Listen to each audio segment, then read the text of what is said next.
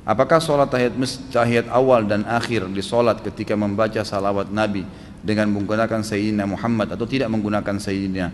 Tidak menggunakan Sayyidina, karena tidak ada riwayat yang menyebutkan Sayyidina. Ini semua cuma dikarang saja. Jadi tidak ada satupun riwayat yang menyebutkan istilah Sayyidina. Allahumma salli ala Muhammadin wa ala ali Muhammad dan seterusnya.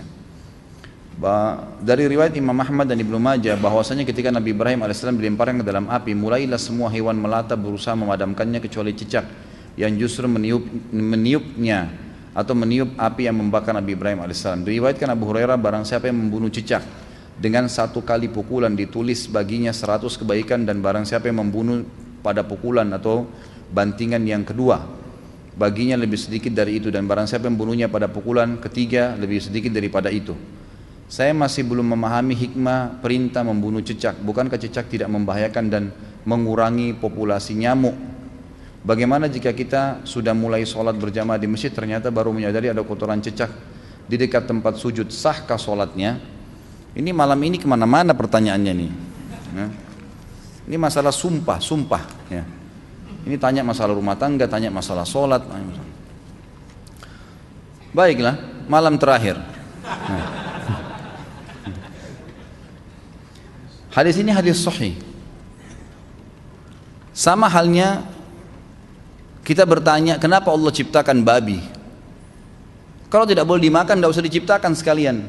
Itu akal-akalan kita manusia. Kenapa sholat asar 4 rakaat? Kenapa enggak duhur juga 4 rakaat sama-sama siang? Kenapa enggak satu saja Allah kasih? Daripada jam 12 sama jam 4, lebih baik jam 2 siang sekalian 4 rakaat. Loh, Allah maunya begitu. Gimana caranya kita sebagai makhluk memprotes Allah? Nggak bisa. Iman itu artinya meyakini dan mengikuti semua apa yang diperintahkan oleh Tuhan Allah SWT. Itu memang iman. Kalau masalah hikmah bisa ada atau tidak ada, tanpa ada pun tetap kita menerima hukum Allah SWT. Nanti hikmah-hikmahnya datang setelah itu, gitu kan? Allah SWT memang menciptakan cecak. Memang dia makhluk yang diciptakan dan dia butuh makanan. Walaupun dia disuruh bunuh, dia butuh makanan. Ada beberapa hewan yang kita disuruh bunuh kan? Bukan cuma cecak, kalajengking, ular, ya, hewan yang berbahaya.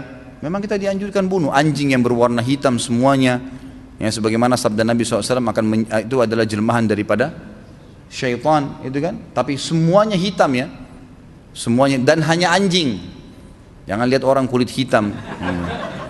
Pernah soalnya begitu di Madinah. Ada orang bilang pada saat dijelaskan ini, dia lagi tidur, dia bangun di kelas, dia cuma dengar kata-kata hitamnya boleh dibunuh. Dia bilang, Syekh, orang Afrika boleh kita bunuh kan hitam. Kata Syekhnya, ini anjing hitam.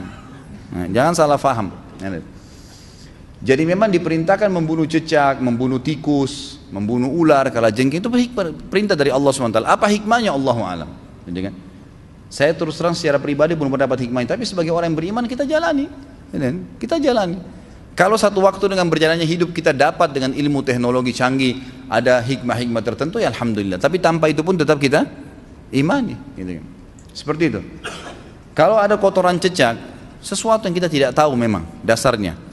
Kita lihat pada saat sudah bangun dari sujud atau rakaat pertama, pas rakaat kedua kelihatan ada seperti kotoran cecak. Ragu, pindah tempat. Bisa kita melangkah ke kanan atau ke kiri, gitu kan? Itu bisa pindah. Itu satu jalan solusi yang disampaikan oleh para ulama fikih. Jadi kita bisa pindah. Dan masalah sebelumnya kita kalau tidak tahu sempat tersentuh itu tidak ada hubungannya. Itu berhubungan dengan masalah orang tidak tahu. Sah saja sholatnya.